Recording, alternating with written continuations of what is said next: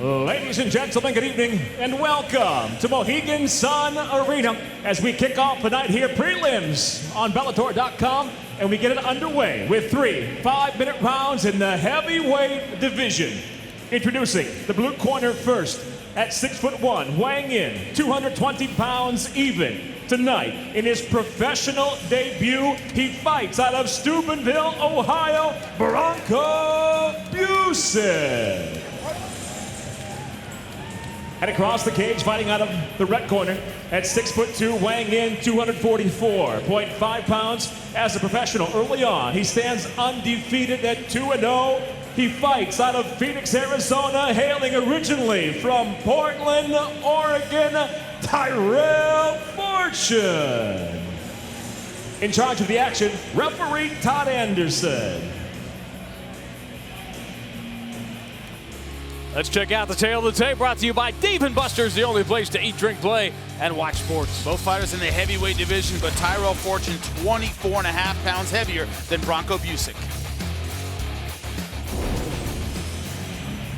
You ready? You ready? Hey! First round TKO win for Tyrell Fortune in his pro debut in this building on November 4th. A second round TKO in his second fight in January. Bronco Busick, if you're a pro wrestling fan, he looks a little familiar. His dad, Big Bully Busick, kind of a star run about 25 years ago. Both those fingers. His son was a college football player at West Virginia. Dismissed from the team. He's been trying tough man competition. It was actually Kurt Angle, speaking of pro wrestling, that brought his attention to Bellator. What an opportunity here to go against a chip that doesn't get much bluer than Tyrell Fortune. You see he's got that left hand extended. He's been warned twice for having his fingers out. Just like that. Tyrell Fortune has to be careful coming in. Away from his face.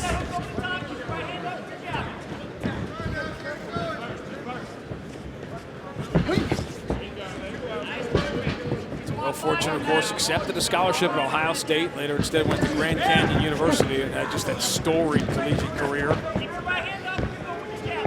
You see Ed Ruth a little later on. Part of the Fab Five, and as many of you know, an announcement coming up later on about the last one to make his debut. He's gotten all the attention, Aaron Pico. That's where you don't want to be, up against Tyrell Fortune, in close where he can use his wrestling and his size advantage. Remember the tail of the tape, he's a lot heavier than Busick. Busick so far keeping low, doing a good job, and needs to get out of this position when he gets the opportunity.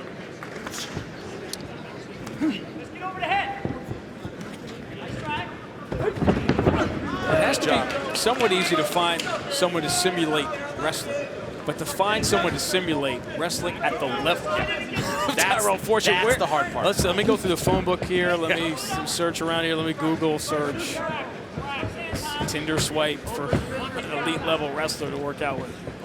And the thing is that Tyrell Fortune has a lot of confidence in his hands, and that's something you don't often see early in his career. So that was a nice jab. So you might be prepared for the wrestling. Get out there and he pops you in the face a couple times. It's a different world. I like what Busick's doing in there. He's not fighting scared, making his pro debut in Bellator against a big name. And he's in there to win it. Again, and even though this is his MMA pro debut, when you're playing college football at that level, you're playing on national TV, you're playing in the bright lights. You're an elite athlete even to become someone in that position, to get a Division I scholarship. So you're not going to be affected by the situation.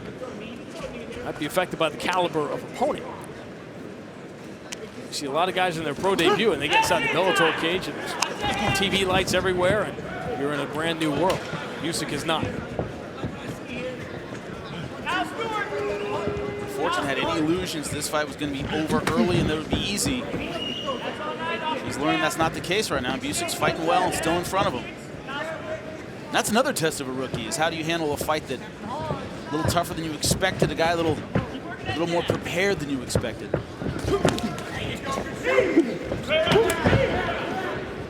Tyrell Fortune, Ed Ruth, all of them are doing is having fights that once upon a time used to be held in clubs that nobody ever saw, and they're having them inside the Bellator cage. Watching, imagine watching. If you saw Clayton Kershaw pitching at AA, he wouldn't look like the Clayton Kershaw you're used to seeing now. Watch that groin. Fingers out of that cage. There you go. Good. 1 minute. Head control time. Yep.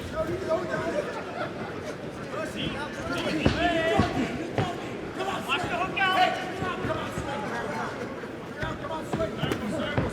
That's Nice a good knees shot. from Keep Fortune. fighting. That's another good one. To the liver, the right side of the ribs is going after it again. Nice uppercut. Reading your mind, Jimmy, I know what you want to see from a guy like Tyrell Fortune is just something new every time. Yeah. Progression. He's being nice and patient. Going for that neck down attack, attacking the body. There's another one. These knees are having a big effect here. And they pay dividends in a long fight. It's the kind of thing you want to do in the first round. Another good one to the other side. Good shots.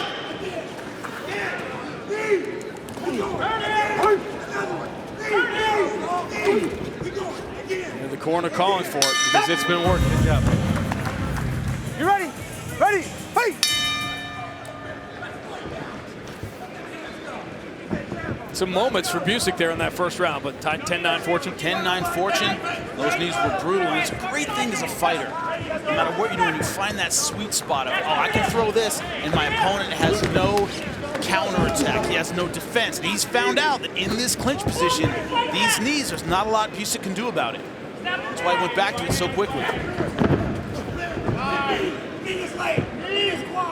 That being said, Busick hasn't let Tyrell Fortune have his way in the clinch. Hasn't been able to get the takedown. No great body lock position. Those knees have been right on point. That was on the cuff. Come on over here. That's the danger of throwing all those knees. Now will he be a little bit gun shy? I'm surprised it took that long, to be honest. The position they were in that took that long for the cup shot. The one they're complaining of got him on the liver. That one touched his cuff. Make sure you can get it where it needs to be. All right? That's a warning. Yep. Only Good warning. call. Good call by the ref. You good, brother? He's got his He warning. just said, he says the You one ready? the corner's complaining before, that was legal. That was on the liver. That one wasn't.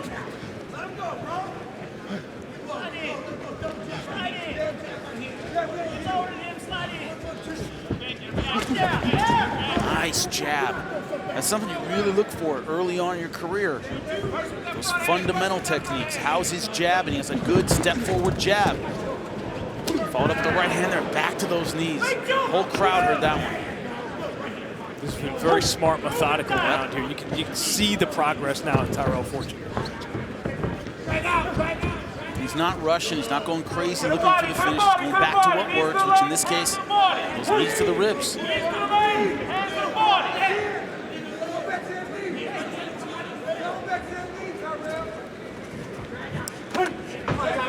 I was going to say we should mic up King Mo, but I don't think we need to. I always know where he is.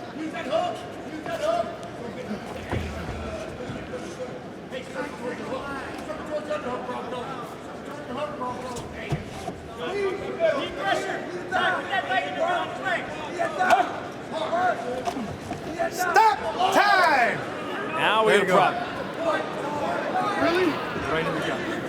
Come on, right over here. Stay there. He's not even reacting. You all right? Corner's yelling for a point, Caught you right in but the cup again. Are you okay? All right? in that position, I don't think this warrants a point. I think it's Right, another but one. it might be one more, and there's a point. Let's see what Todd I Anderson watched says. the knee go right in. And that's twice. Oh, he's taking it. It's irrelevant. Taking a point. Right. That's a judgment call. 1 point, He's near the taking a point. groin. 1 point, near the groin. 1 point, near the groin. What that means is he can't go back to You're that throwing them position. It knees takes that blindly. offense Make sure away you know where from they're him. going. Get them up. You understand? You're coming. Yeah, you're coming straight in. 1 point, near the groin. Timer. Are you good? Yeah. Hey! Hands up. Be first, be active, be first, be active. Thank you. What Fortune has to do now is work on the outside game, maybe go for a takedown. He doesn't want to be in this clinch position. Oh, he ate a big left jab. Ate it coming in. That's a desperation takedown. Going for the anaconda. Trying to roll to his right. Bad move. The scramble. He went to almost a wrestling ride and then said, wait a minute. Can't do that. Good, that's okay, stay there. Good, Bronco, good.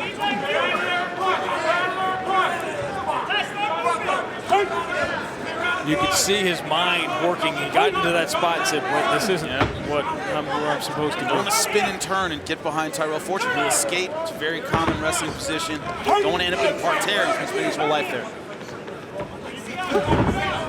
Nice knee.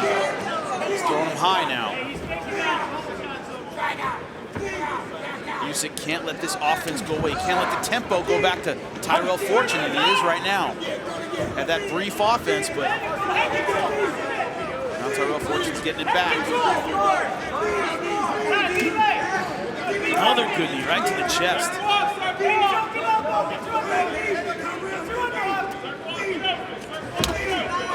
That's a Now good it's one. getting dangerous. He's throwing that knee too low. He cannot afford another groin shot.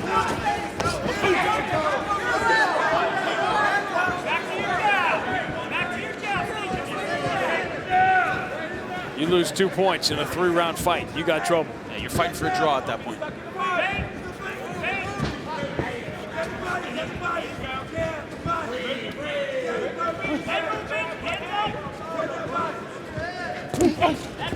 You got to wonder now what those early knees in the first round, how Usyk is feeling off of those. Adrenaline will only take you so far. One thing we're not seeing is as he's moving in, even when he comes in behind the jab, there's not any head movement. It's easy to time him coming in because he takes big leaps inside.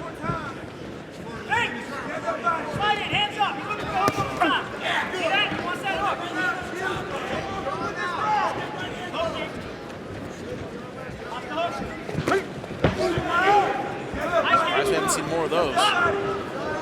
One of the things, when you're taking on a wrestler, you're taking a guy who's very low in the stance, you have to get as low as he is. What does that mean? You put a lot of weight on your lead leg. Look at the explosion as Fortune drove it back into the cage. But he didn't get the takedown. No, he didn't. That's important. Hasn't gotten one this whole fight.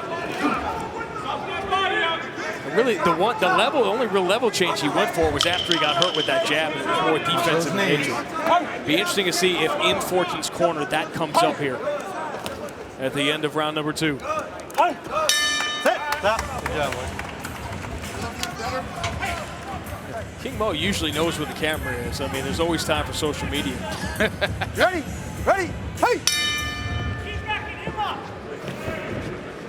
King Mo Ryan Bader fight is going to be huge with Phil Davis sort of waiting in the wings. The fights in that division, Lynn Vassell and Liam McGeary coming up on our next show in London on May 19th. How many fighters have you heard? I'll fight anyone, anywhere, any weight. How many people fight as much as King Mo? Most of them are just talking. King Mo is like, let's do it. He's got nothing there, time. Come on, forward. Hey, he's opening his fingers. So, did you go 9-9 in round 2? I went 9-9. The problem is Usyk couldn't keep that offense going. I thought he heard Tyrell Fortune coming in. Didn't follow up long enough on it. He let Tyrell Fortune kind of get the round back with the clinch, with the knees, the positions that have worked for him throughout this fight. Real opportunity here for Usyk with that point deduction. Bobby, listen out. Go, work, Ty. Wins this round, we get a draw. Which in your pro debut against Tyrell Fortune, yeah, if there are any moral victories, that's a moral victory. Ty, Ray choking out. And who knows, the judge could have given that last round of Usyk. Tyrell Fortune could need this round. Come on, out. Do my sweep right here. That almost makes me wonder about, Tie sweep, step in deep. all right, you're working on your jab. It's obviously been a huge point of emphasis the last couple of months. At what point you need to win a fight and go to what you do? And obviously on the ground, this should not be a contest. He's gone for a couple takedowns. He's been in these clinch positions, and he hasn't felt that off-balance kind of footwork that makes him think a throw is available. Hasn't even gone for one. So he's feeling something we're not. He's feeling a guy who's solid on his legs.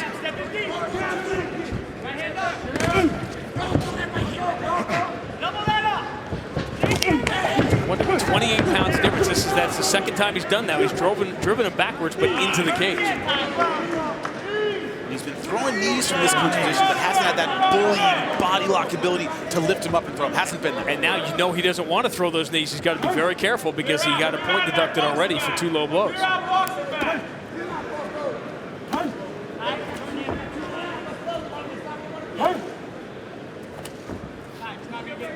Clear out of there. Let's go, Rachel. Circle off. Fingers out of the key. It's interesting to me, he hasn't tried to pummel in on that right side, hasn't gone for any body locks. He's been content with this over-under position. It's been easy for a guy like Busick to defend this and not go down. Nice right hand.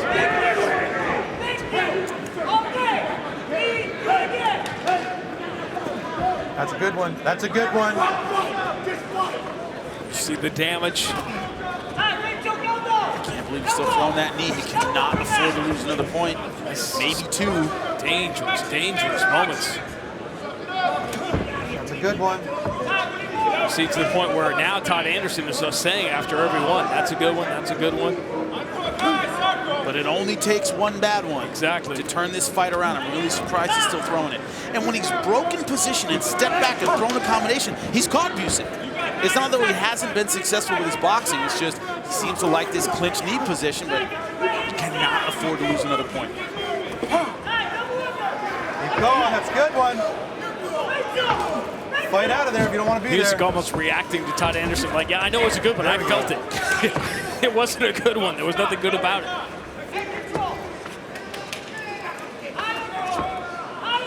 Busick has talked about how his hometown of Steubenville, Ohio, has sort of embraced him after he got released from West Virginia.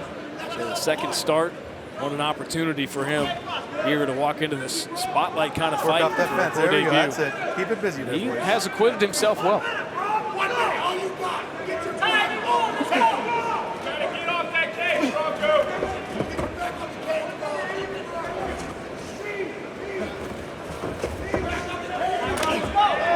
Good one.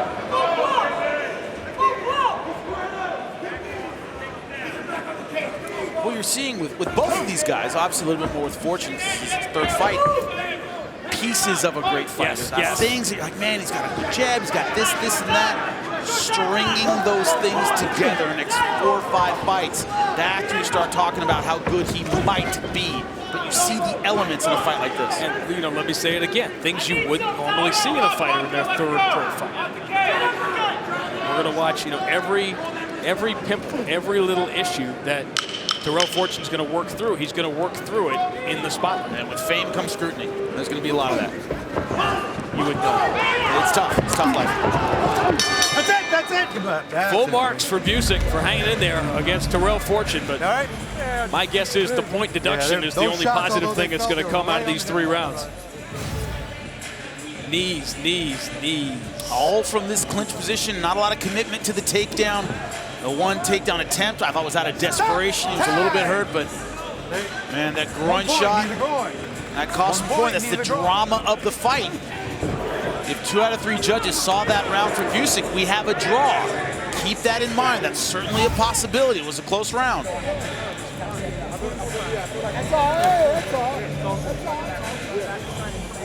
And the issue being that that was his best round. So if there was a round that he stole, it would be that, and of course it would be a 10-8 round because of the point deduction. Looking up at Big Bully Busick with his dad in the cage next to him. I'm waiting for Psycho Sid to come down here and powerbomb him or something. Michael C. Williams will make it official. Ladies and gentlemen, having gone the distance, we'll go to your 3 judges at cage side. All 3 judges, Eric Colon, Dave Torelli, and Sue Sanadad, all see it the same, 29-27.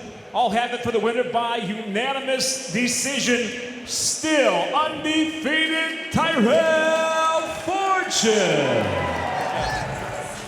Bellator MMA presented by Miller Lite from Mohegan Sun now present 3 5-minute rounds in the middleweight division.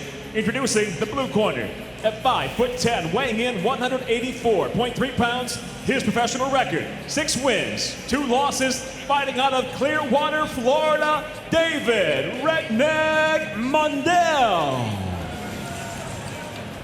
And across the cage, his adversary, fighting out of the red corner at 5'11", weighing in 185.5 pounds. As a professional early on, he's undefeated at 2-0. He fights out of Fresno, California. Introducing Ed Ruth. The referee in charge of the action, Kevin McDonald. Let's check out the tail of the tape, brought to you by Dave & Buster's, the only place to eat, drink, play, and watch sports. And look at the 7-inch reach advantage for Ed Ruth. Will he strike, or will he use it to pull him in and take him down? Let's go.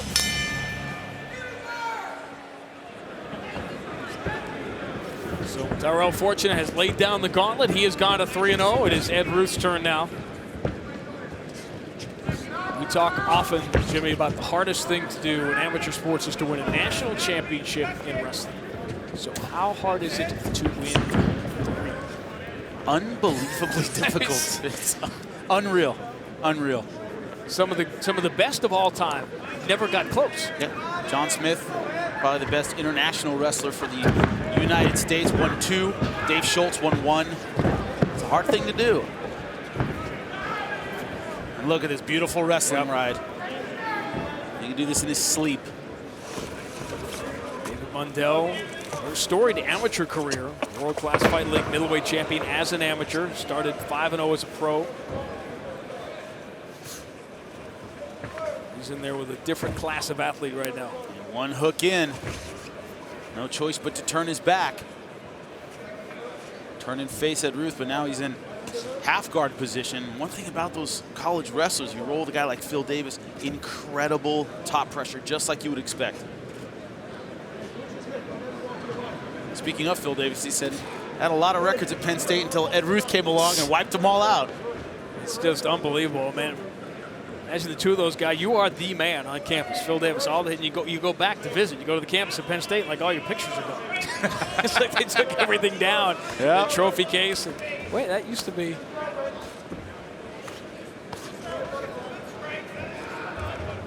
There was a montage before the NCAAs a couple years ago, and they asked him, when did you start wrestling? These guys are sitting there and going, I started really taking it seriously when I was 6. Yeah. Or, man, when I was 7, I knew I wanted to be a world champion. And that's how intense you have to be to succeed in that sport. And Ed Ruth, another similarity between Ed Ruth and Phil Davis.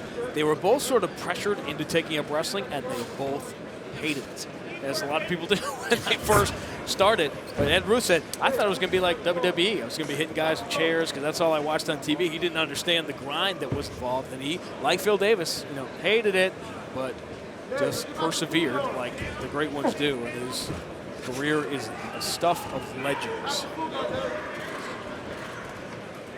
Another great collegiate wrestler, Josh Koscheck, now sort of working with Ed Ruth out in Fresno.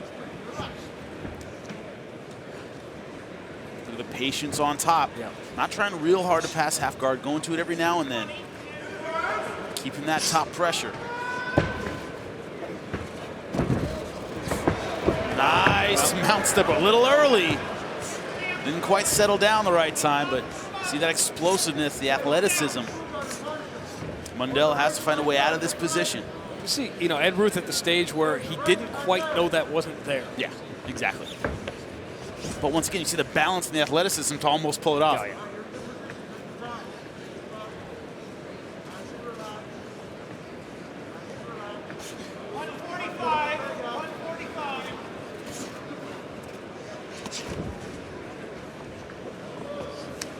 So if you're David Mundell, this was your nightmare, that you ended up in this spot 30 seconds into the first round.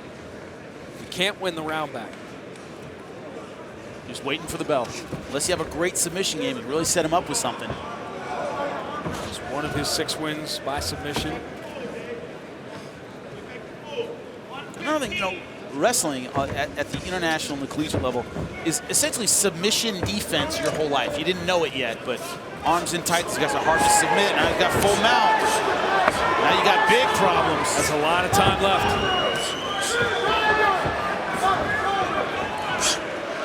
Once again, that inexperience. He got the mount, wasn't quite able to hold it. Mundell ends up getting back to his feet. But once again, this is an Ed Ruth position all day, all day. Right back into full mount. Mandel was trying to get to the cage like it was home base. He just got dragged off of it. Referee's all over him right now. Mandel's got to keep moving, keep the defense going, because it won't take much for the ref to stop this fight.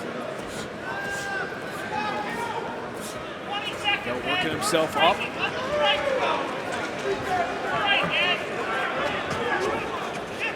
And Kimura, without activated hits, is never going to work. 10 seconds.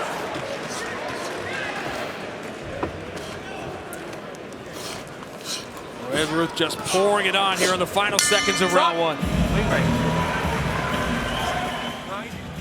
All right, guys, round 2.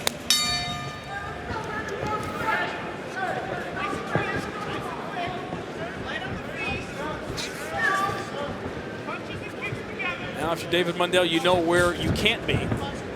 Where can you be? That's what I was exactly going to say. Is his corner said, "See that? That's what happens. Don't let that happen." That thing that happened just now, where you were down there, don't do that. Don't do that. See how he's on top of you, hitting you? That's all bad. Remember when the last month or so we talked about not having that happen? Right hand in and out. Showing some flair on the feet. The instructions to Ed Ruth were have fun, and he is following those instructions. Remember, Ed Ruth got caught his first couple of seconds of his first fight. It was like, oh, okay. Throwing 4-ounce gloves here, so he's aware. This is a guy right now who believes in his athleticism. You see the way he moves, and the way he strikes, the way he fights. Watch the back of his head. That's an easy takedown.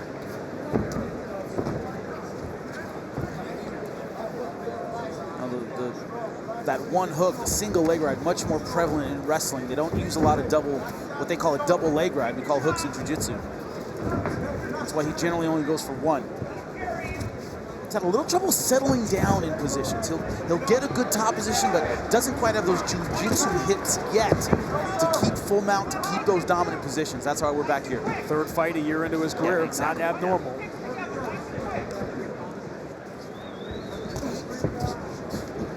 Mundell is 2 seconds behind that level change. You're dealing with not just the disparity of athleticism now, you're dealing with the punishment he took in round one. Yeah. Half Nelson, classic wrestling. That's how he got around the guard.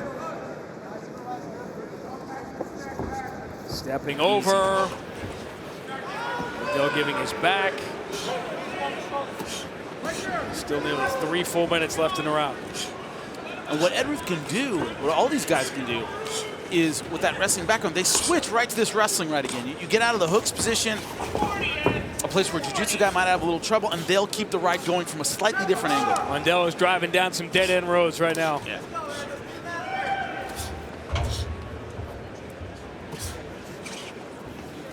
You're going to hear Kevin McDonald pretty soon saying, I need to see something.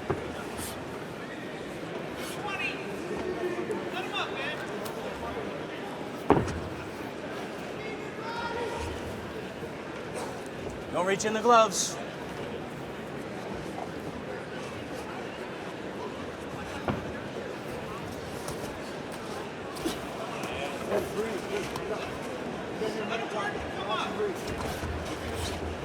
We'll grab the fence.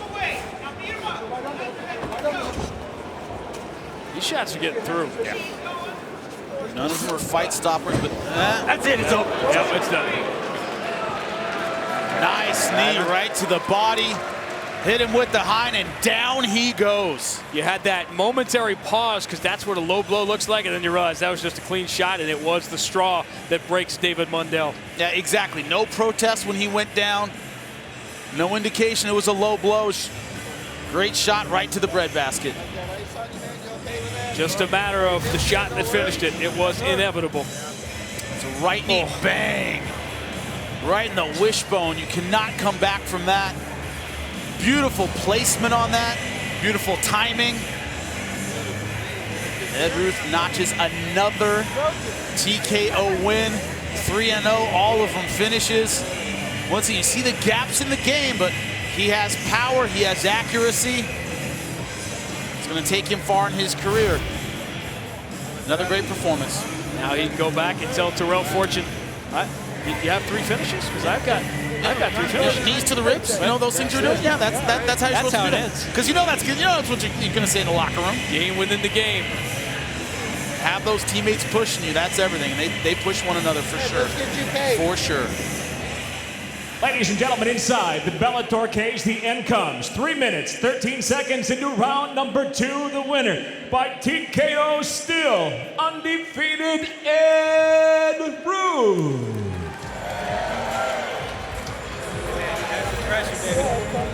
Ed Ruth keeps rolling. The Fab Five keep on rolling. MMA now goes to 3 5-minute rounds at 195 pounds. Introducing the blue corner at 6'4", weighing in 195 pounds even. His professional record, undefeated, 6 wins, no defeats, fighting out of Coconut Creek, Florida, presenting Jordan Young. And across the cage, his adversary out of the red corner at 6'1", weighing in the same 195 pounds even. He too stands undefeated at 6-0. He fights out of Manchester, New Hampshire. Introducing Tim the Bear Garrett. And the referee in charge of the action, Kevin McDonald.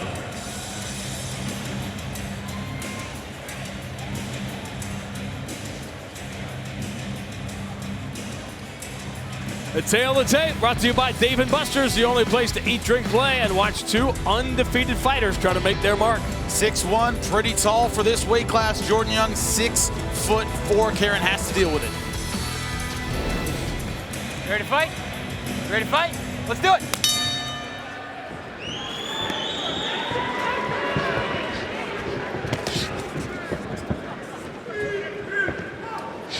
Fight Clock brought to you by Miller Lite, the original light beer. Cheers, it's Miller time.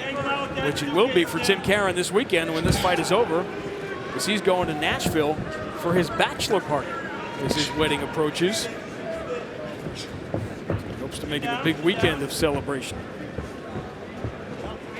Very confident young man, as most fighters are, especially when you're 6-0. Jordan Young, the last time we saw him fight in Kansas, a lot of confidence in his striking. Very versatile, accurate, fast. Love what I saw in that fight. He beat Chris Harris that night. That was the first loss for Chris Harris. So Jordan Young is trying to take some O's away on his rise. And Chris Harris wasn't just defeated, he had looked dominant. Yes, he had. In Bellator up to that point. Jordan Young just took him apart. Karen has a couple of wins in the Bellator cage.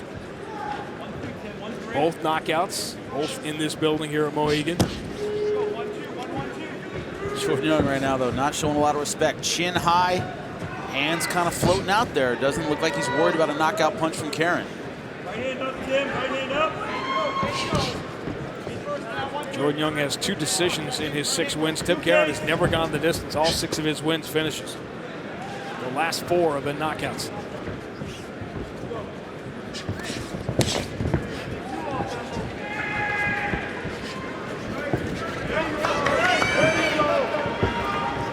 Facing a guy with a lot of physical confidence like Jordan Young, if you're Tim Karen, you want to catch him in between. Those moments when he relaxes, puts his hands down like that, that's when you go after him. Those times when he adjusts his shorts and he's cocky and he feels he's out of range, when he's really confident, that's when you want to explode, that's when you want to push him. Don't give him those moments to relax.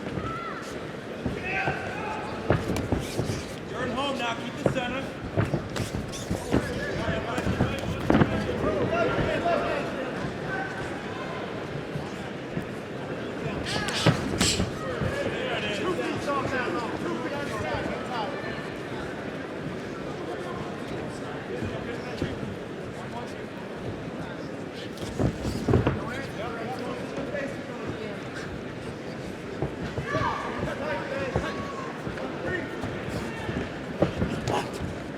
Can you tell a knockout fighter by the way he holds his hands? No. Jordan Young isn't. The first out of the fights go to the ground. That's where he's won his fights. Not necessarily. A lot of guys like that loose hand kind of style. Doesn't mean they don't have power at all. Left hand up, Tim. Left hand up. Some guys just like letting those hands float. It's part of their style. It opens up big shots for them. Like the kicks from Karen. Jordan Young, more of a boxing style. be a good weapon to use against him. Because right now, this round pretty even. Young the aggressor, but Karen's been a little bit more accurate with the leg kicks. Young hasn't landed anything big.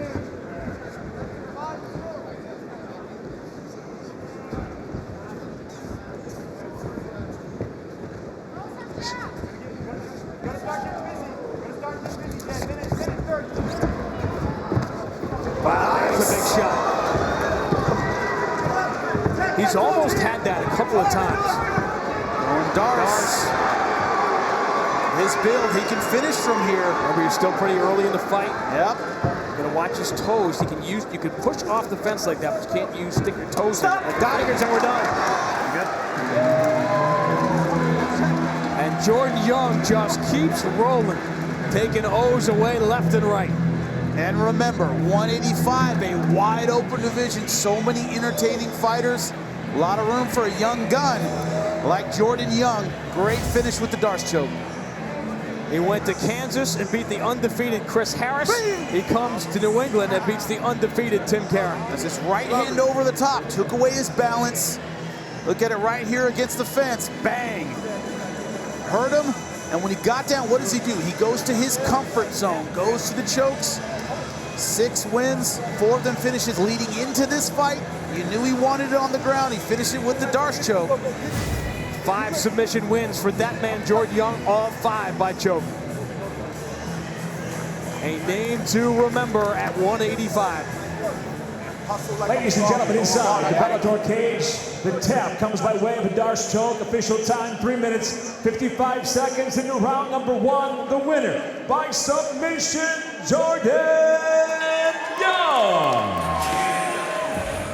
From Mohegan Sun, Bellator MMA now presents 3 5-minute rounds in the featherweight division. Introducing first, fighting out of the blue corner. At 5'8", weighing in 146 pounds even. His professional record stands at 6-7. He fights out of Dix Hills, New York. Introducing Tom English.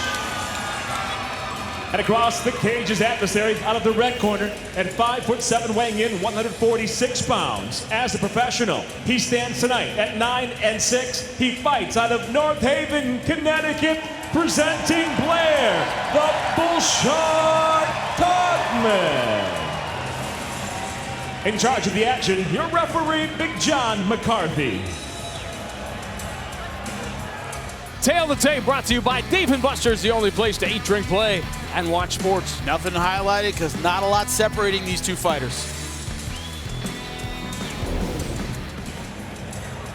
All right, here we go. Tom, you ready? Blair, you ready? Get it up.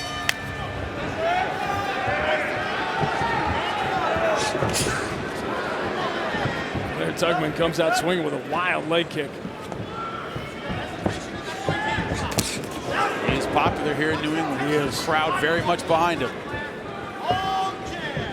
7th fight in Bellator. Prelim fights here at Mohegan Sun Arena. This is the 15th time Bellator has appeared here, including the 2nd Bellator show ever. Bellator 2 was here in 2009.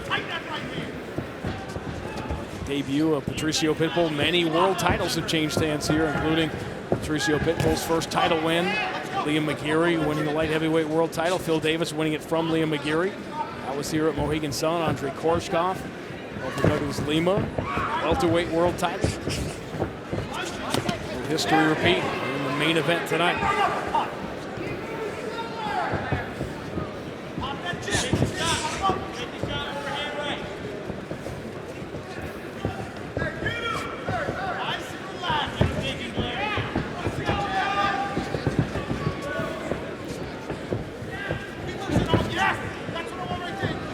Both guys coming in a little tight. It's bound up with a lot of energy. Neither guy's really throwing any feeling out punches. Big leg kicks, lead power shots. And it's it, you know, you get to this stage in your career, there's a little less to lose as far as wins, losses are concerned. There's an extraordinary amount to lose when you step into the cage. Good shot. But wins and losses aren't a big issue here. These aren't going to be title contenders at this stage of their careers. There are 2 times to lose, if you're going to, in your career. When nobody's watching and when nobody cares. In the beginning of your career, when you're, you know, fighting in the desert for $200, although I'm projecting there. And then that's how we all started, kids. Before taxes or after? Sweaty cash at the end of the night at 1 o'clock with swollen eyes. Trust me, it was a horrible thing. And at the end of your career, when you're out there, you're like, hey, I've accomplished what I need to accomplish. We'll go out there and have some fun. Those are the 2 times. I prefer never losing, but you know, if you're going to, those are the 2 times to do it. Pulp Fiction jumping in the cab after the fight. Yeah, exactly. Gotcha. Not regulated, weighing in on a bathroom scale. It's ancient history. So you didn't need to lean on a towel. No, it's no different in the lobby of a hotel in Hemet, California. You've never heard of Hemet? There's a reason you've never heard of Hemet.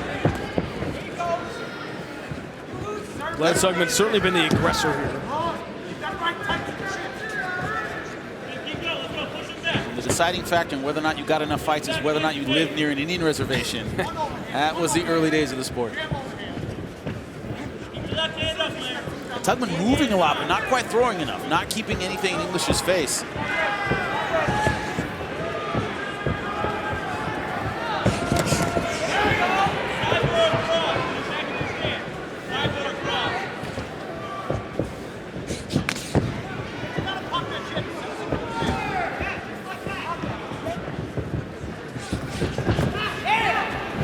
Counter left from English has been the best shot of this first round. He's trying to make Tugman pay for his aggressive posture. The question is, will the judges make him pay?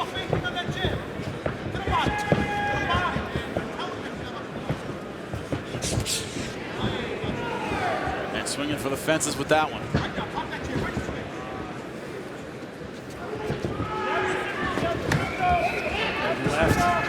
English is definitely the best shots in the round. Yeah. Like that jab hook combo. Definitely trying to catch Tugman coming in.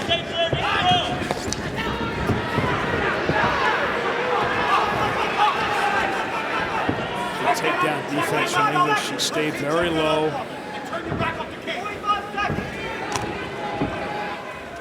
The question is, with 45 seconds, does he have enough to turn this round around, even if he gets the takedown? Go hold it.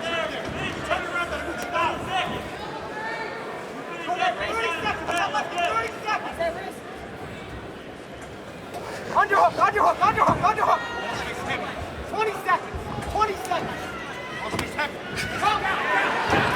Tugman gets a big takedown late in the round, and a round that you could see both ways.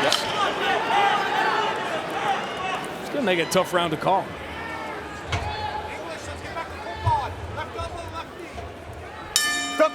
Yep. You ready? Get up.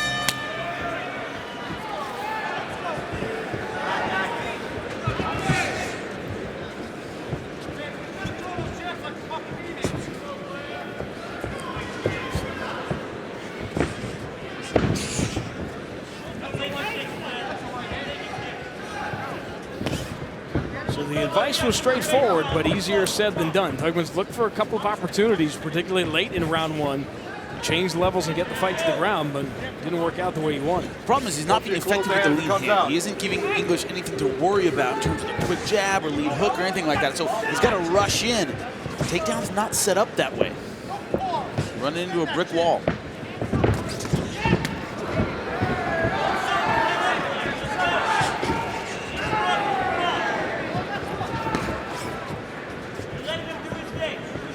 English so far is waiting for Tugman to come in, and he's accommodating him.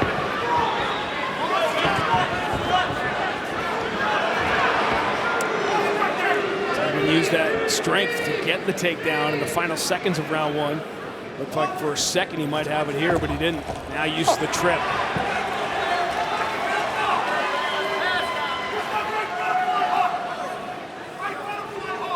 Now a lot more time left in the round.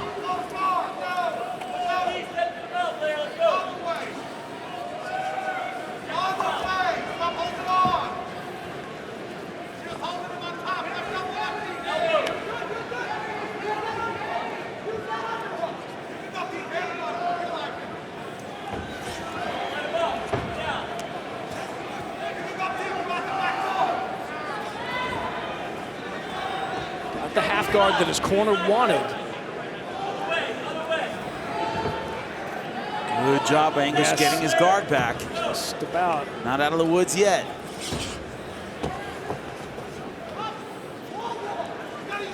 Tugman's putting a lot of physical pressure on English right now. Good stuff with the ground and pound. Let's try and pass that guard, Blair. We get a chance. Come on.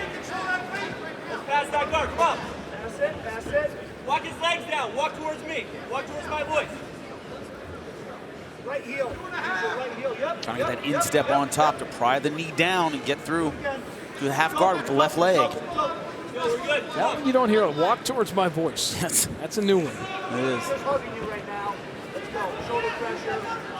We got time. We got 2 points. Let's work. Made popular by the movie Poltergeist, if I remember correctly. Hopefully this will work out a little differently. The old people in the audience. Wide open, Blair. It's wide open. Good physical pressure here so far by Tugman. Hasn't had a ton of success passing that guard, though. English has been hanging on, but hasn't been able to get back into the round. That's just it. You don't score points on defense. Palm on his forehead and slide the elbow. I want you to pass that guard, Blair. Come on. You can finish it right now. Now has the instep on top. Now we can pry that leg through. Good job getting around the guard. There we go. Going north-south, minute and a half left. Take that north-south in. Let's not burn out, but we'll work. We'll work. Sink it in. And what he has to do is lock his hands behind the head if he wants to finish that choke.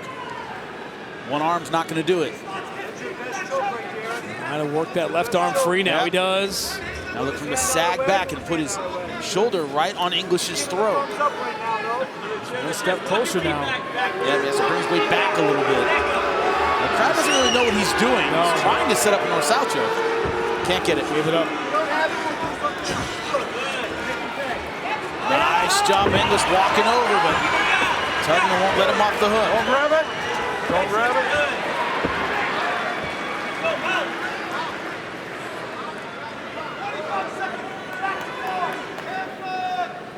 English giving away the round, but he's staying in the fight. Now full mount. Nice. What can he do with the amount of time he has left? 30 seconds, Blair. Come on.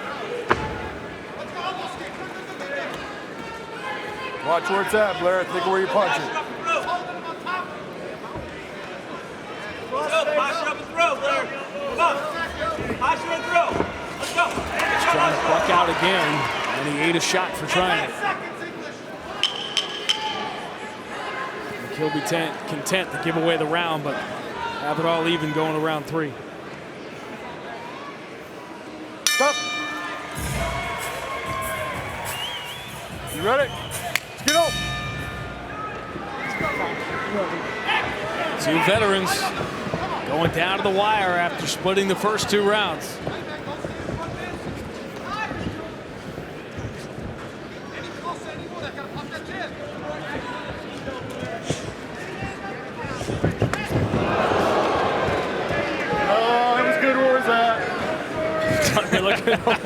Looking over to John McCarthy. Was that okay? Yep. One referee who won't buy the sell job. I wouldn't be looking at me. I might be looking at the guy you're fighting. See those big leaps by Tugman? He's just hesitating just enough. But English went inside and made that takedown easy. Caught him coming in. Now English should remember the last round and do whatever he can to get out of here.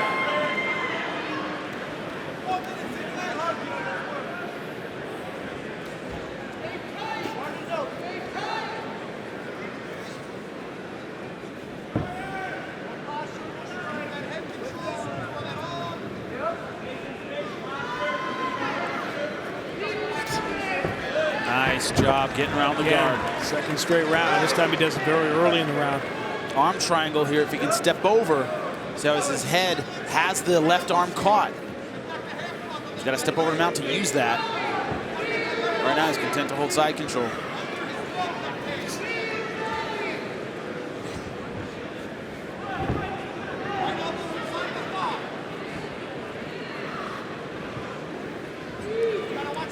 was thinking north-south instead of, Yep, there's another choke from here. If he walks over, he can set up a Darce choke. But he's got to walk around the head to get it. Ends up putting his arm in between the legs. It's not a good idea. So you can get inverted triangle that way. That's why you don't do that.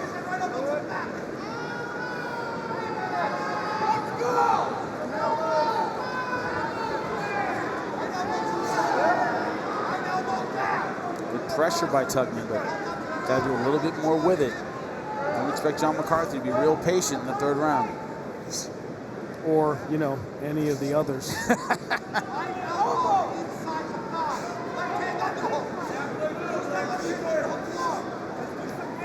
I understand Thomas English being a little more content around 2, but he can't be content now. This round and this fight are slipping away.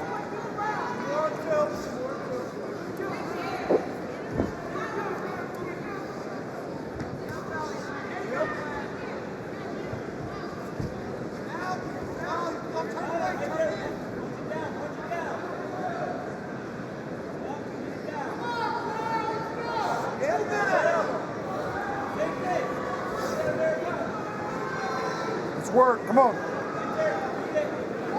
Get the wrist, set up the key lock. English moving just enough to get out of it. Nice step over.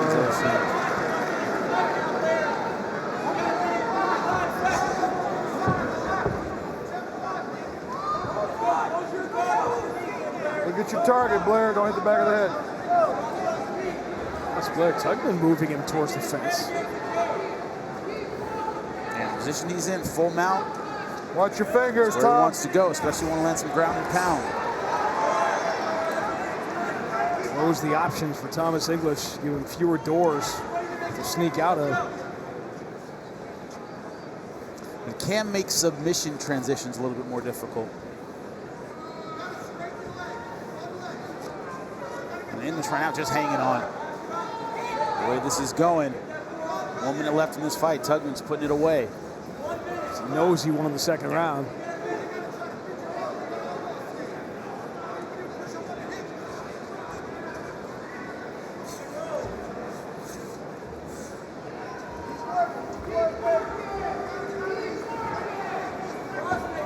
Let's get busy, come on. Watch your Video fingers, game watch meters your where you fingers. have your power is kind of fading. That's the John McCarthy patience meter. It's just about down to 0. It really should be part of the video games. Absolutely. His patience meter should be on there.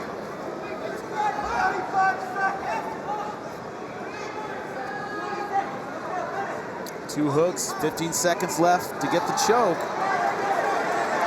It's underneath the chin, he might get it. In the final seconds, he got it.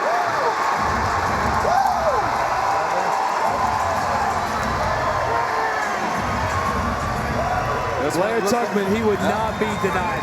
Just when it looked like it was going to the judges' scorecards.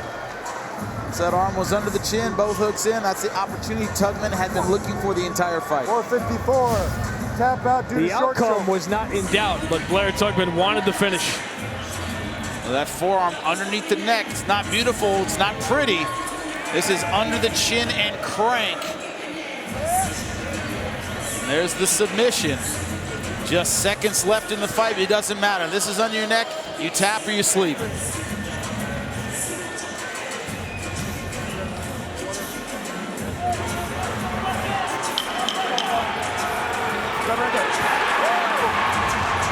Clap means 10 seconds left. That's about second number 8. He gets a submission. So veteran performance by the veteran from North Haven, Connecticut. A lot of success inside the cage here at Mohegan Sun. Racks up another win, the 10th of his pro career. Here's Michael C. Williams.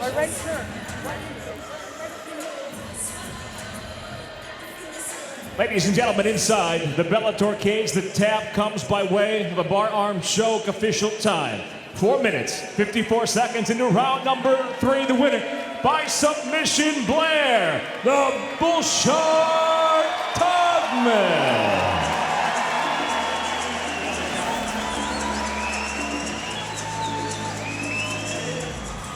Ladies and gentlemen, Bellator MMA presented by Miller Lite now moves to 3 5-minute rounds brought to you by Spike Sports. We introduce the blue corner first at 6 foot, weighing in 167 pounds. His professional record stands at 1-0. He fights out of Hooksett, New Hampshire, presenting Nick J.C. Adley. And across the cage, his adversary out of the red corner at 6 foot, weighing in 165 pounds even. Tonight, he makes his professional debut fighting out of Greenwich, Connecticut, presenting Castria Slaughterhouse Gemma. In charge of the action, referee Todd Anderson.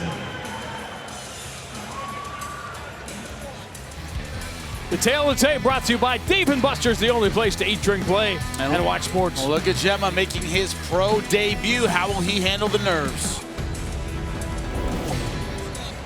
You ready? You ready? Hey! Fight Clock brought to you by Miller Lite, the original light beer. Cheers, it's Miller time. You gotta like a guy that's making his pro debut and already has the nickname Slaughterhouse. It's also an old video game. Maybe he played that. Could be where that comes from. It's possible. Yeah, because 25-year-olds were playing video games and the way we played them.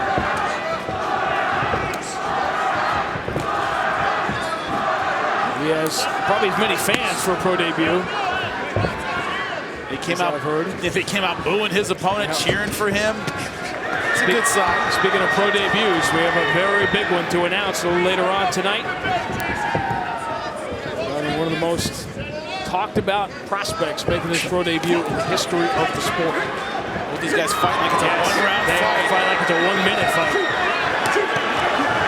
No setups, all power punches. Gemma gets one through. Oh, a second left. The third one. He lands another big one. This could be over. Nick Alley just trying to hang on. Got through. That was a big shot. And he's on roller skates now.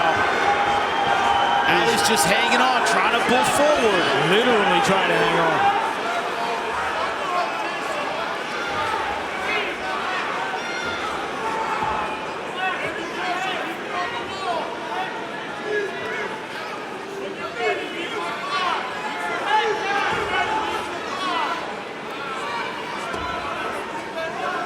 If you're Gemma here, do you want to be holding on, or do you want to see if you got this guy? No, you want space. You want to land the left hands you've been landing so far. The easiest rule is, see that thing that's working? Keep doing that.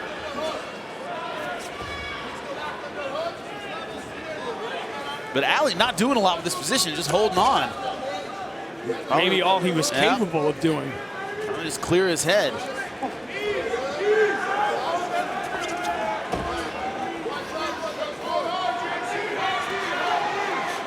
Someone is cut. I'm willing to bet it's Alley.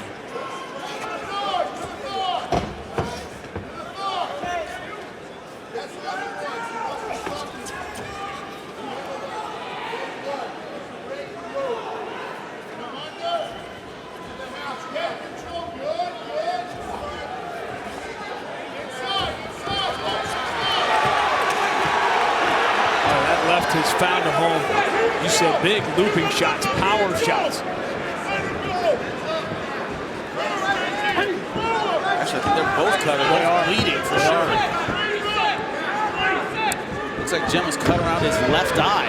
Now he goes for the takedown. That's surprising. These two young men are wild. So far, Alley just not really having any answer for the straight left. I don't know if he didn't know he was facing a southpaw. Oh! It is over and then some. Pro debuts don't get much more memorable than that. Left hand after left hand after left hand.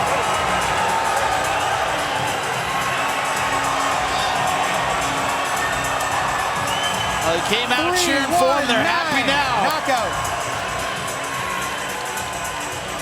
Welcome to Bellator, Kaz Gemma. Okay, whatever.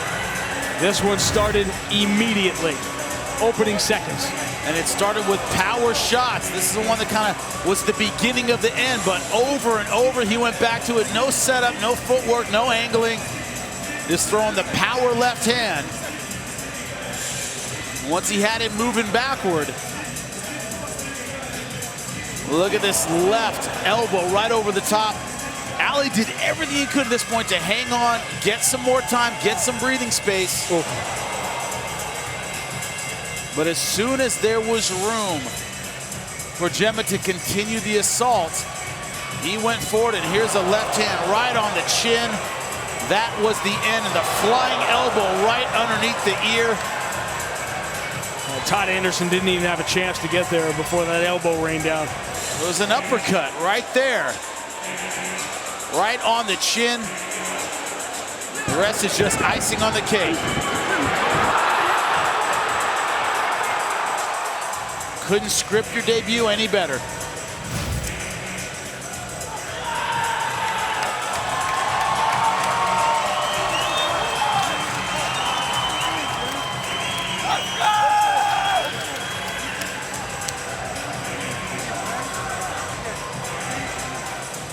A firefight and a spectacular win. That's how you start your MMA career in front of the home folks here in Connecticut. To Michael C. Williams. Ladies and gentlemen, inside the Bellator cage, the end comes. 3 minutes, 19 seconds into round number 1. The winner by knockout, undefeated. Now as a professional Castriot, Slaughterhouse Gemma.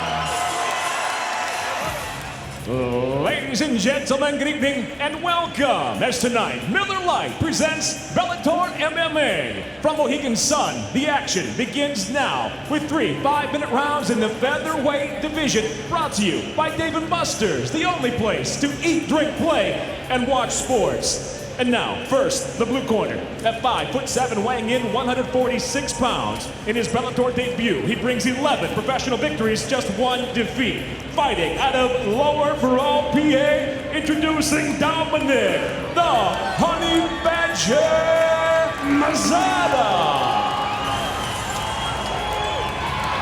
And across the cage is adversary. Tonight fighting out of the red corner at 5'10", weighing in 146 pounds. As a professional, he's undefeated at 7-0. He fights out of Long Beach, California, presenting AJ, the Mercenary McKee. In charge of the action, referee Todd Anderson.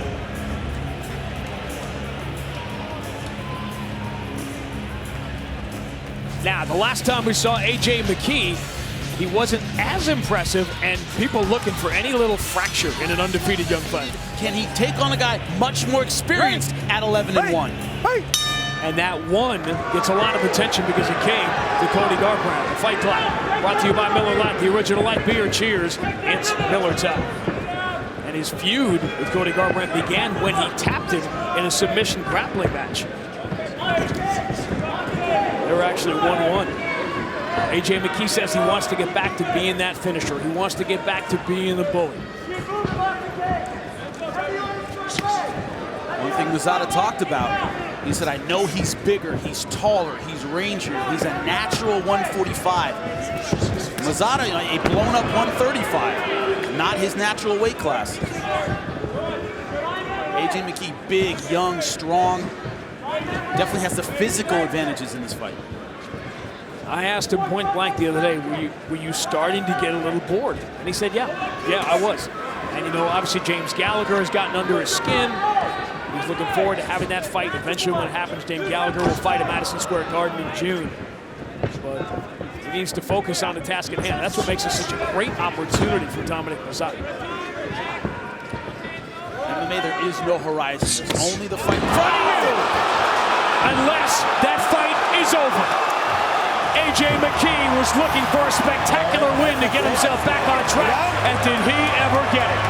Now we can talk about what's ahead for AJ McKee, which right now looks like anybody in the division.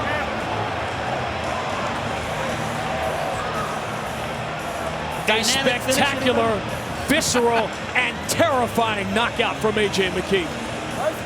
He talked about fast finishes. He just got one. Look at it here, head kick. He's switching stances a lot. That is basics. Beautiful tie kick. Comes stepping forward, and it is mostly blocked, and it makes no difference. That foot got around the hand. Look at it here. Lozada has his right hand up, pulls it back, but the foot gets all the way around the hand. We talked about the range of A.J. McKee. Long legs, long arms. That long leg got around the guard of Lozada, and he is done. Mercenary's back. Taking him out. Spectacular Black Guard Premium Spice Rum Replay. The bold 93 proof rum that's edgy to the core. A.J. McKee is 8-0 in big-time fashion. That sound you hear is people scrambling to get back on the A.J. McKee bandwagon. You wanted a spectacular finish, you got one. Here's Michael C. Williams. Ladies and gentlemen, inside the Bellator cage, the head kick ends it officially. 1 minute, 15 seconds into round number 1. The winner by knockout, still undefeated, A.J. the Mercenary McKee. The building is still shaking. A.J. McKee with Jimmy Smith. I'm here with a very happy A.J. McKee. You told us, I want to get back to the dynamic finishes. I'm not going the distance anymore. You proved that tonight. Yeah, the Mercenary's back, baby. I want to thank everybody for coming out tonight, you know. Thank my sponsors, Lena Egg Whites, TC1 Gel, Speedwear, and Affliction, you know. Especially all my fans in Ireland. Shout out. And my biggest fan, James Gallagher. How you doing, baby girl? So, let's get it. You know what I was going to ask about next? Your favorite Irishman, you know he's watching. How much are you looking forward to that fight? Let's see if he gets past Leota's brother, but hey, I'm willing to take the step down. We're talking about who's the best up-and-comers. I'm the best up-and-comer. I don't even see myself as an up-and-comer. He's an up-and-comer, and I'm going to make sure he stays an up-and-comer when he signs that contract. So let's get it, boy! The finish of the fight. We saw on replay. He blocked it. He got his hand up. That foot went all the way around. That is range and timing. Is that what you expected? That's called the Miko Crow Cop kick. My dad taught me that one. So shout out, Miko. Thanks. Congratulations, man. Can't wait to see you in the cage again. A.J. McKee, ladies and gentlemen. Let's check out the tail of the tape. Brought to you by Dave & Buster's, the only place to eat, drink, play, and watch sports. Now there's a catchweight, 165. Syed Awad fought up at 170 his last couple fights. Ryan Quinn, usually a lightweight. Anything but a lightweight is our good friend Michael C. Williams. Tonight here at Mohegan Sun Arena, Bellator MMA presented by Miller Lite now moves to 3 5-minute rounds at 165 pounds. Brought to you by Spike Sports. We introduce the blue corner first at 5'9", weighing in 164.5 pounds. His professional record, 13 wins, 6 losses, 1 draw, fighting out of Coconut Creek, Florida, the mighty Quinn, right here.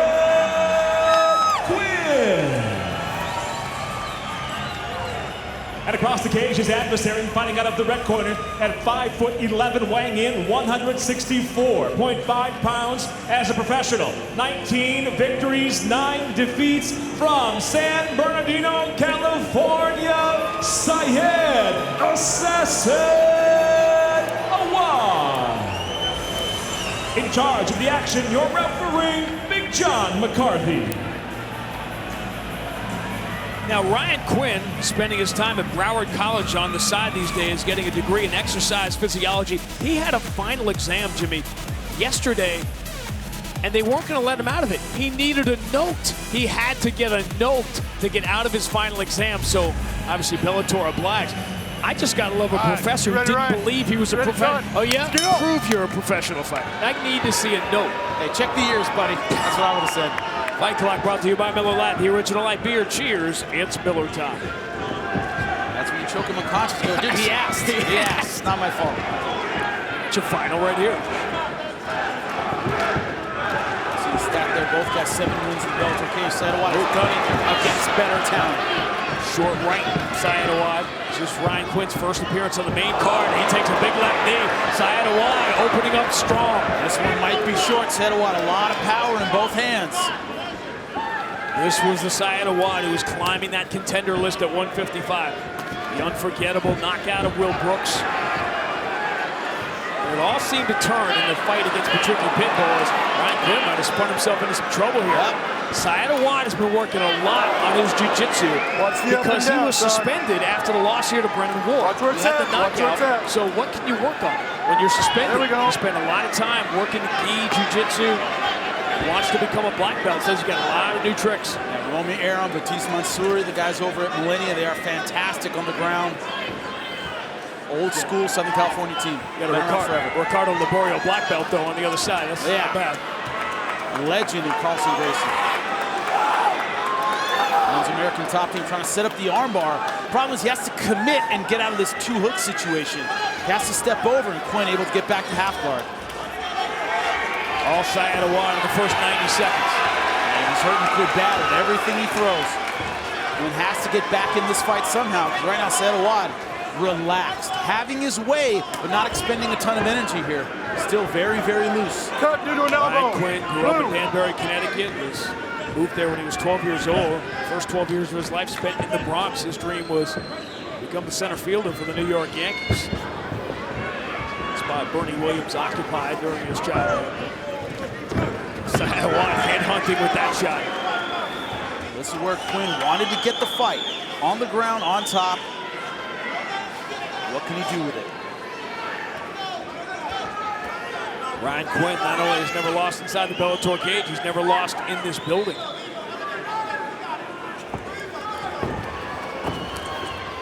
Push off of it.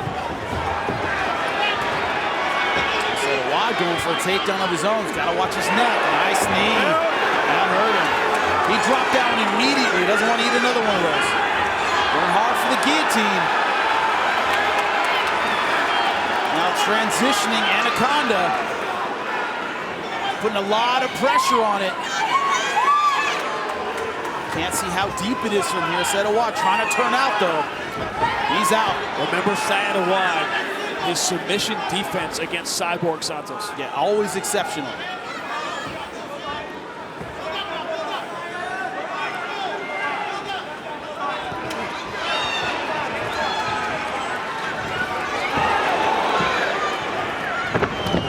Comeback minute here for Ryan Quinn. Now, both guys have seen where they will be successful in this fight.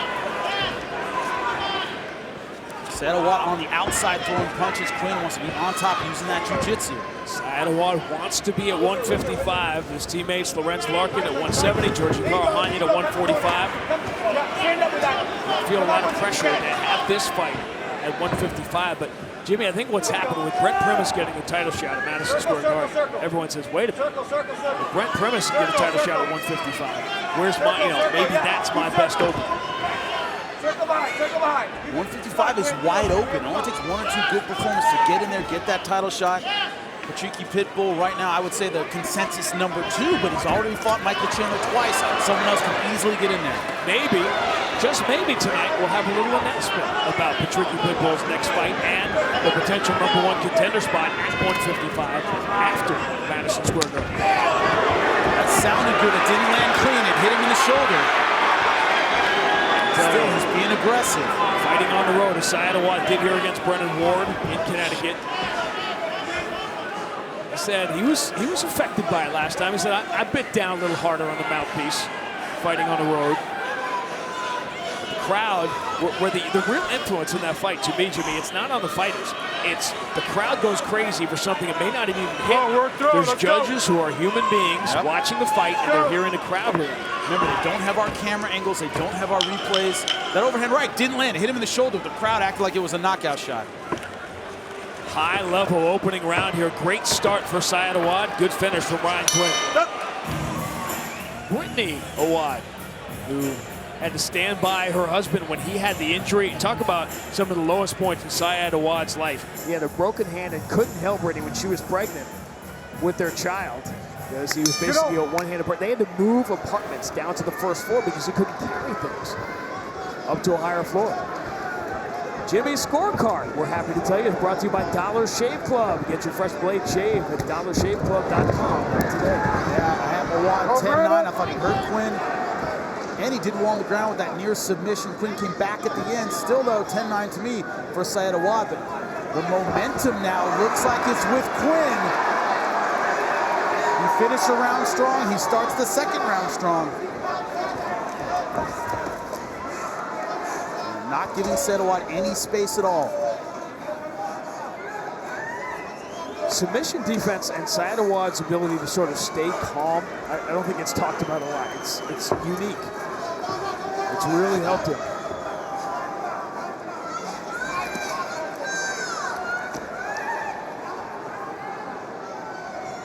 And this is where Quinn can kind of negate that size and strength advantage. Keep the pressure on him, keep the weight on him. Don't let him get outside and use those big bombs. Use that range advantage in here. It doesn't matter that Quinn's a little bit smaller because he's attached to your back.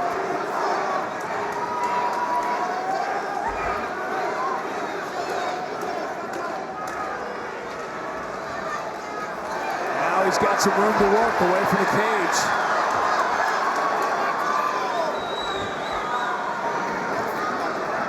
Now both hooks in. Exactly where Syed Awad did not want to be. I look for him transition to mount here. Doesn't do it in time. Syed Awad on top. I'll lock up Kimura. Yeah, right. Quinn hunting for Kimura, but again, he's lost the guard. The problem is it's a strong man's move. Hard to do against a bigger guy.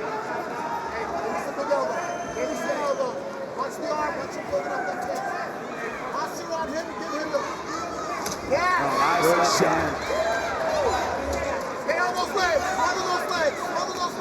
Coach on the air right in front of him.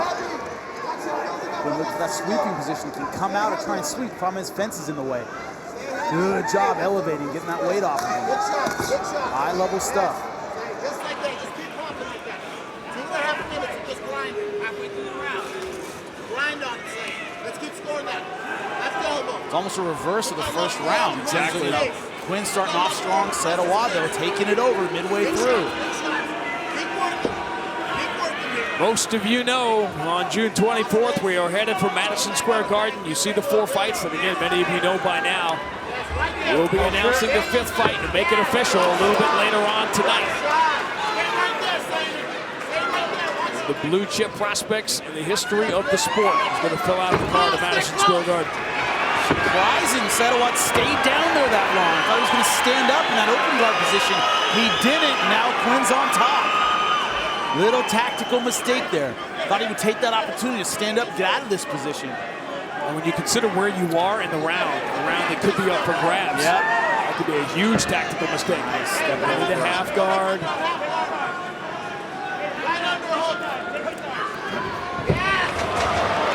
Good move.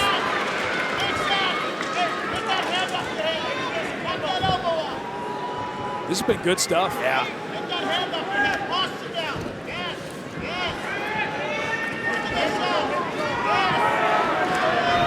Following the spectacular knockout of A.J. McKee, this is what is still to come tonight. Not just the featherweight world title fight, the 4th in the series between Daniel Straus and Patricio Pitbull, but can Alima McFarland continue to perform as the hype around her has increased against fellow unbeaten Jessica Middleton. That fight coming up next.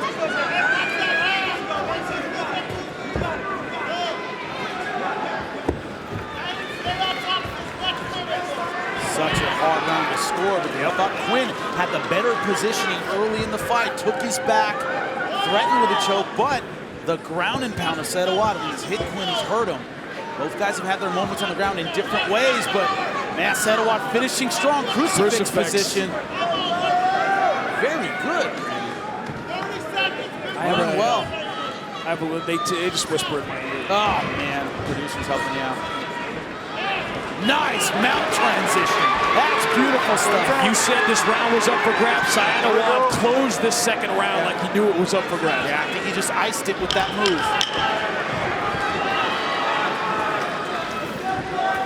Big finish to round 2 for the veteran Syed Awad. Speaking of some of the all-time leaders on the Bellator list, Patricky Pitbull, who will be in the corner of his brother Patricio in the featherweight world title fight in the main event tonight. He will be back in action in July, a rematch of a great fight the first time they met with Derek Campos. Patricky Pitbull, Derek Campos will be in the main event in July, and the winner of that fight could easily be the #1 contender for the lightweight world title. When is Patricky Pitbull not entertaining? Derek Campos just as exciting. It's gonna be a great fight. July 14th. What's that? Get it up.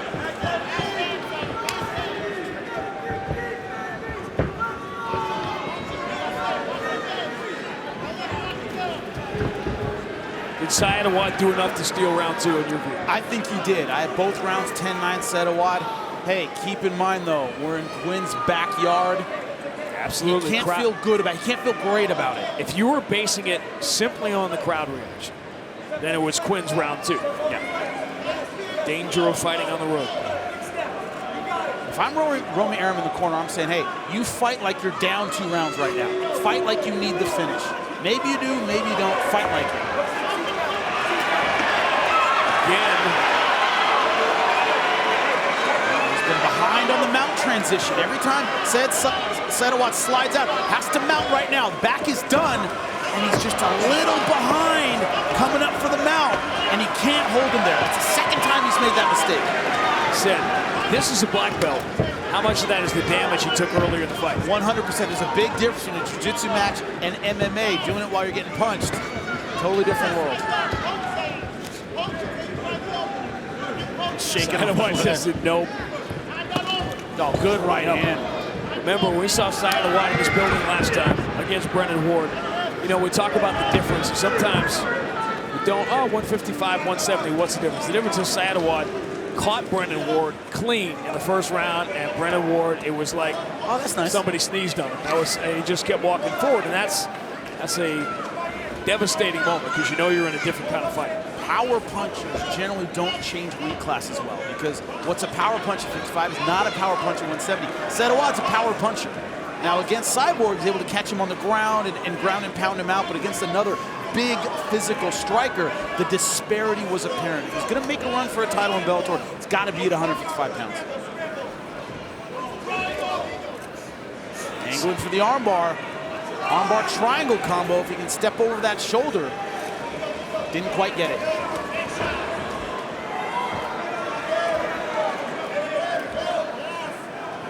And this is the difference. You kind of referenced it earlier, but in these spots, Sayedawad's ground and pound is so good. He's naturally just heavy-handed. When you don't have anywhere to move, you can't angle and kind of negate that power. Man, it's tough being under a guy like that. It looks more like round 2. Starts out strong, and Sayedawad starts taking it over. Just one hook in. I'm surprised if he cuts him and runs from here. He's been more willing than I would have expected to engage in the ground battle. What did we talk about? What Sayedawad told us what he's been working on the last couple of months, and he was, you know, almost boyishly excited to show off the new tools.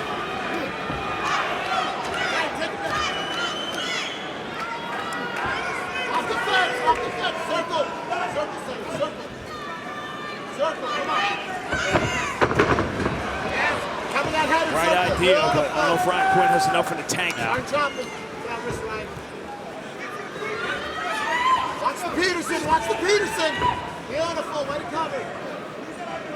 Hey, you got a minute. You got a minute. Let's keep him here. Watch, you don't hit the back of the head.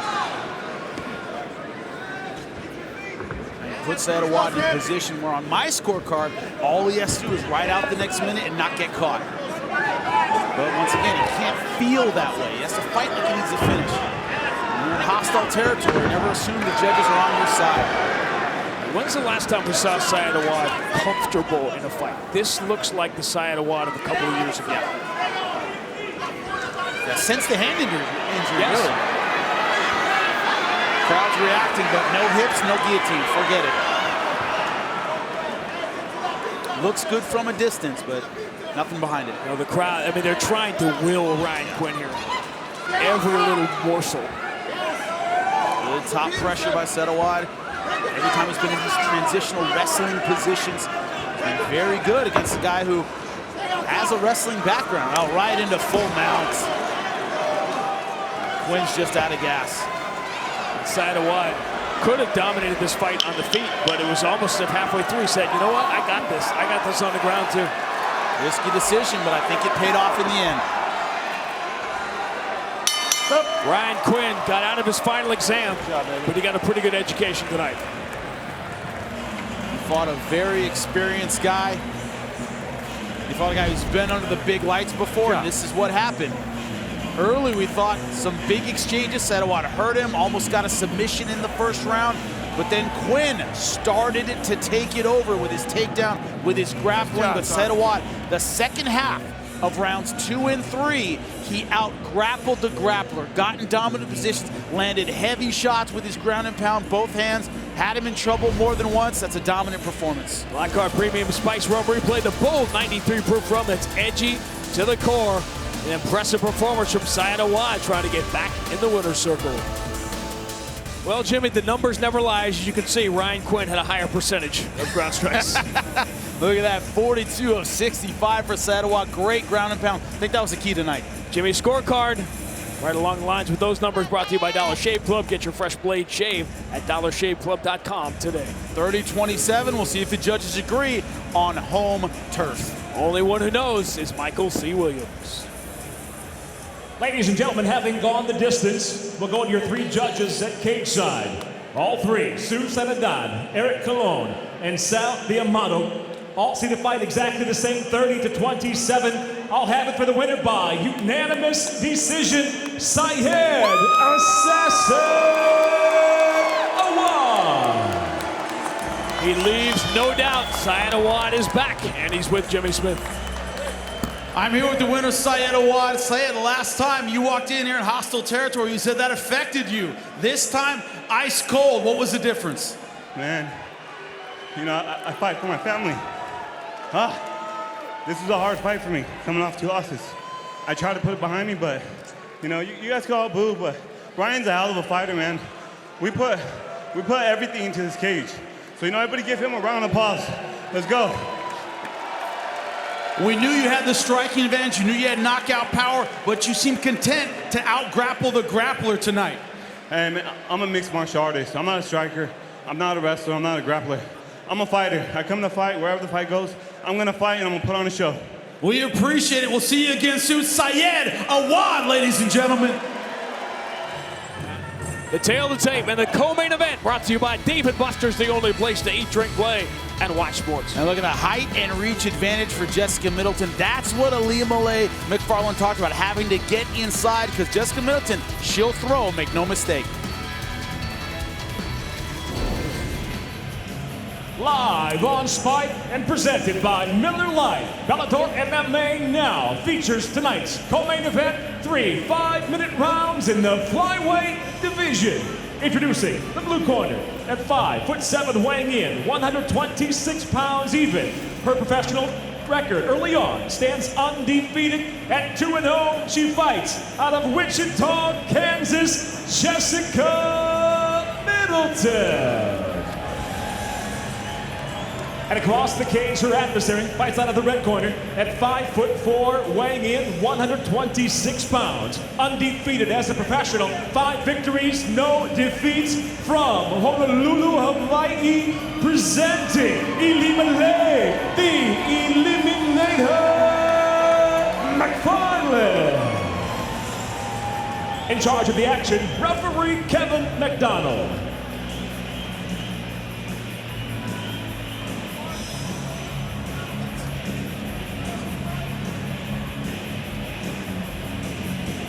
You ready to fight? You ready to fight? Let's go. The fight clock brought to you by Miller Lite, the original light beer. Cheers, it's Miller time.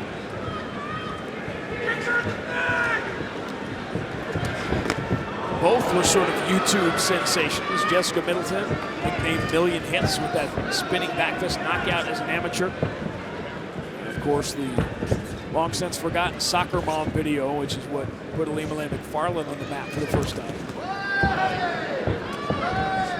Ilima-Lei trying to get in. Straight right hands, left hooks, not a lot of setups, not a lot of outside punches. She talked about takedown defense, the anti-wrestling is how she phrased it. She talked about Joanna Jędrzejczyk and her anti-wrestling when talking about Jessica Middleton.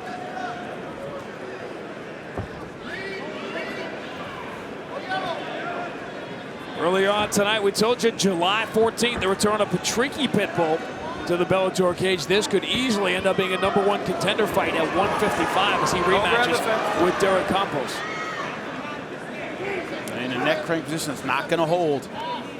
Tickets will go on sale next week. This is where Alimale wanted the fight, and it's early. They're both dry. Crucifix position already. Knee over. It's only the half guard really that's saving Middleton here. She's able to keep it. Side control, that would have been big trouble. Jessica Middleton was on top of Bruna Ellen a lot in that fight. Bruna Ellen almost seemed content there, and then all of a sudden started getting pounded. Jessica Middleton took a lot of grief from her friends for that. Like, you beat up Bruna Ellen. How could you do that? Nice step over, going for the armbar. Finishing this early. That's deep. Jessica Middleton in a world of trouble. Doesn't have a lot of room to spin out of it. Yeah, she's going hard for it. Hips all the way in. She's going to have to turn it. She's flexible, but only save her for so long. But she is not letting this go. Trying to put it behind the armpit. There it is. Every time we see her, Alimale McFarland is more and more impressive. She got that to the ground fast, and what she did, man, one step at a time right to the armbar. That's how you're supposed to do it. Let's check out the Black Card Premium Spice Rope Replay, the bold 93 proof rum. It's edgy to the core. I cannot believe Jessica Middleton hung in as long as she did. She must be flexible because this is tight. Both knees together, tried to put it behind the armpit, but couldn't hold it. When she switches sides, look at it here, both knees together. When she puts the wrist underneath her right armpit, that's when it's too tight for Jessica Middleton. She tries to roll out, the cage is in the way. She could not escape right here. When it goes behind the armpit, that's when it's done. Tap or snap at this point. Look at it here. This is when it's ultra tight. Too much for Jessica Middleton. Beautiful stuff by Alimale McFarland. You know where she wants to fight, on the ground, and that's why she is a killer.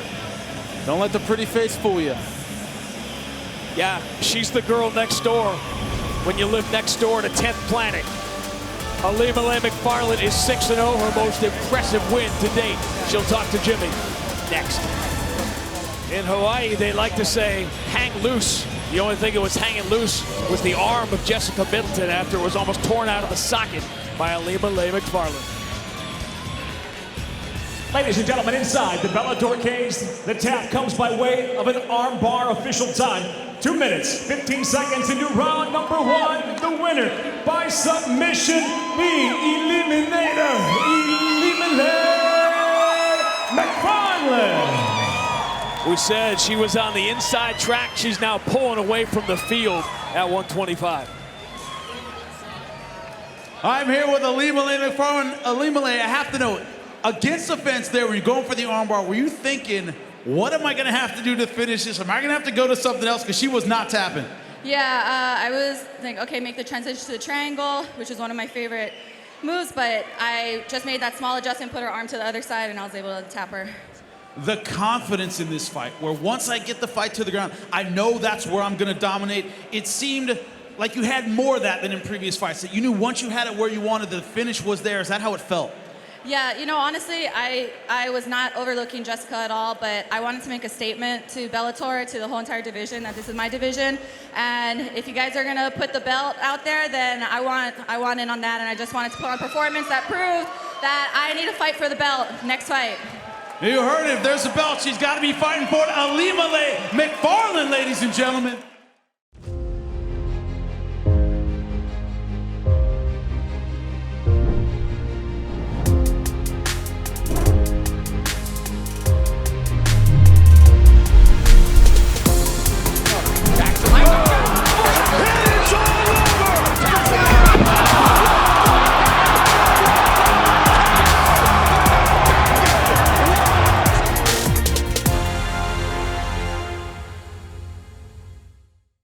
Tail to tape in the main event for the featherweight world title, brought to you by Dave & Buster's, the only place to eat, drink, play, and watch sports. And look at the record, 24-6, 25-4, very, very similar. The question here, has either fighter taken those kind of beatings where they're on the downside, or are they at their peak? Because they need to be at their peak tonight.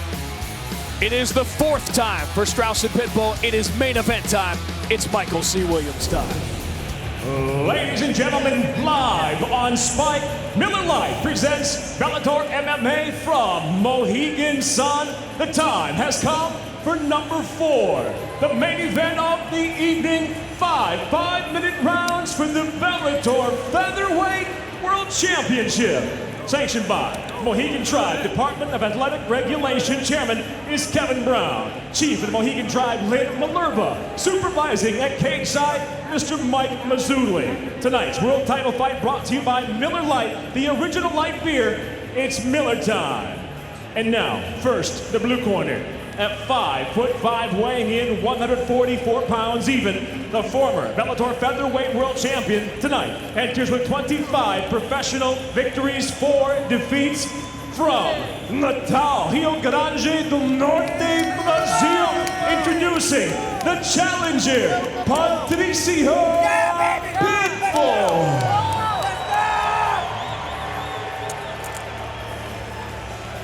And across the cage, the champion tonight fights out of the red corner at 5'7", weighing in 145 pounds even. Tonight, in his first defense after regaining the title, he returns with 24 professional victories, 6 defeats. From Cincinnati, Ohio, he fights out of Coconut Creek, Florida, the defending 2-time Bellator Featherweight World Champion, Straus.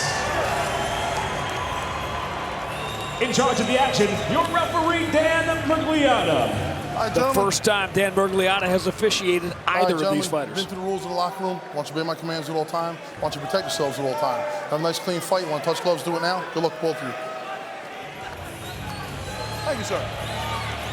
They have spent an hour in the cage with each other. 12 rounds. They probably split the 12-6-6.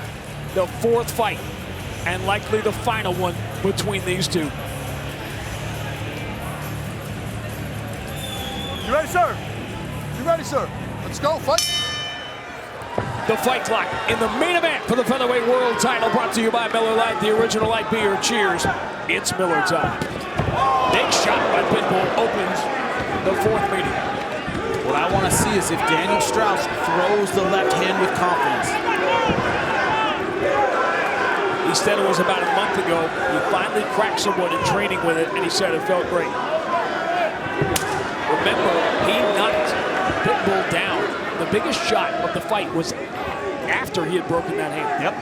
And it was early on in the fight. Pitbull spent the rest of the fight trying to get back in it. I think he was pretty badly concussed. Hard for him to make a game plan. He was on instinct and survived the rest of the fight. Went for that armbar immediately. Yep. He did more than survive. He had the big 4th round and the dramatic closing sequence. I've grappled with Pitbull. It's like grappling a fire hydrant. Unbelievably strong, great technique on the ground, crazy pressure. You've been to the guillotine. Yeah, it's pop your head off. Saw Henry Corrales tap to it. Right here in this building, last April. This thing about Straus, he has range, he has versatility. We're seeing a much more patient Pitbull. He's waiting for the one big shot, a little bit like how he fought Ben Henderson. His camp was different. He said than anyone he's had. It was a recovery camp. He said, listen, I'm not stupid. I'm not 19 years old anymore. I know it. I can't go 3 or 4 times a day. And he was coming off that freak injury that cost him the Ben Henderson fight. And this is how he fought Ben Henderson. Waiting for him to come inside and throwing big punches, and Ben never got his offense going. He gained a lot of confidence from that fight. That was a win for Ben Henderson, but Patricio felt that was a fluke. Yes. He's getting out of the way well. Being very elusive. And one thing about Daniel Straus in most of his fights is his pacing. He's so busy, fighters can't keep up with him. They wear down. And he's not being very busy right now against Pitbull. Tasted that power. Might be making him a little gun-shy. But we haven't seen him throw the left hand with confidence yet. We haven't. He just pulled back on the left. Yep. Good. Solid kick from Patricio, and you got to watch, is he going to be gun-shy about throwing that kick? I mean, that was a brutal injury. Man, it's a very underused weapon for Pitbull. He has really strong leg kicks, but doesn't throw them that often. He hurt Pat Curran with it in their first fight, and never went back to it. It's a weapon you have to use often to be effective. First nice left hand by Straus. One got through. This is what their first fight looked like. Right here along the fence. And they were 3 close rounds, but they were at a different experience level at that point. Daniel Straus, not in terms of volume of fights, but he wasn't at the same level experience-wise. That's 6 years ago. In MMA, that's a lifetime. He didn't fight like Daniel Straus at all. Waited the whole time. Pitbull was aggressive. One thing about Pitbull is he's very, very consistent. He fights the same way every time. Daniel Straus has had these flashes of greatness, these amazing rounds, amazing fights even, but had trouble with his consistency. I've talked about the mental breakdowns late in fights. That's been his kryptonite, but physically, if you look at the size difference when they're locked up together, Straus is a giant. He cuts an amazing amount of weight. Saw him cut his hair against Pat Curran. I mean, he looked like death in that fight because of his weight cut, but he's the much bigger guy. Now, if 2011 was a lifetime ago, 2012 was the last time, Jimmy, the featherweight title picture looked at least a little different. Yep, that's right. Joe Warren versus Pat Curran. Pat Curran got that vicious knockout. Every title fight since then at 145 has involved one of these 2 fighters. And the next one will involve Daniel Weichel, who is now the #1 contender after beating John Makaba last week in Budapest. Daniel Weichel, who came so close to that featherweight world title, Dan Morgliano with the quick trigger. It's on the undercard that Daniel Straus had a big come from behind win that following the loss, dominant win that got him the title shot in November. It resulted in the title victory. Nice body kick. Everything he throws with power. There are no feeling out punches. Straus, I think, yet to find his offensive rhythm in this fight.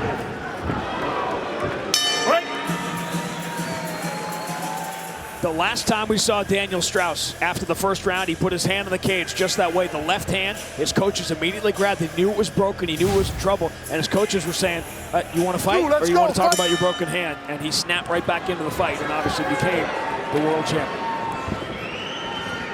Jimmy's Scorecard brought to you by Dollar Shave Club. Get your fresh blade shave at dollarshaveclub.com today. 10-9 Pitbull thought he was more accurate with the right hand than Daniel Straus was with the left. But Daniel Straus moving forward a lot. But I thought Pitbull more effective. He has a great guillotine. You see Daniel Straus, his hand on the hips, trying to keep Pitbull from pulling guard and really cranking on that guillotine. And there he goes. Goes for it. This is how he beat Henry Corrales. It's over. He got it. Daniel Straus taps immediately. And Patricio Pitbull has climbed the mountain again. No doubt, no rounds, not long, not grueling, definitive. He got the guillotine finish. He is the champ once again. Rivalry's over and Patricio Pitbull was the man. His nightmare of losing the world title, the nightmare he woke up to every day without the belt, is over. And his dream is to hand the belt to his son, David. The Black Card Premium Spice Rum Replay, the bold 93 proof rum that's edgy to the core.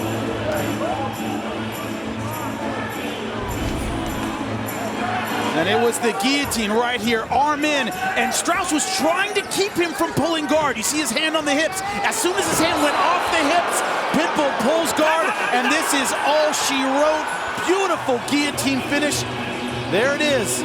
just like Henry Corrales, a similar position, close to the fence. He has so much power in his arms, in his upper body. When he gets around the neck and puts those hips in, it is good night. I don't care who you are.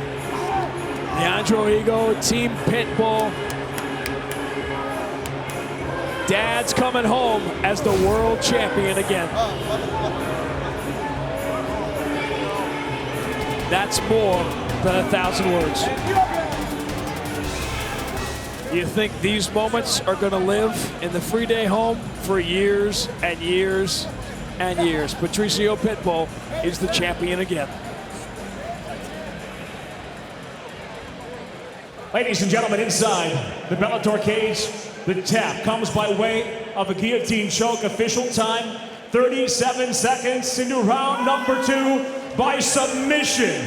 He is the new and now 2-time Bellator featherweight world champion do Brasil, Patricio Pitbull.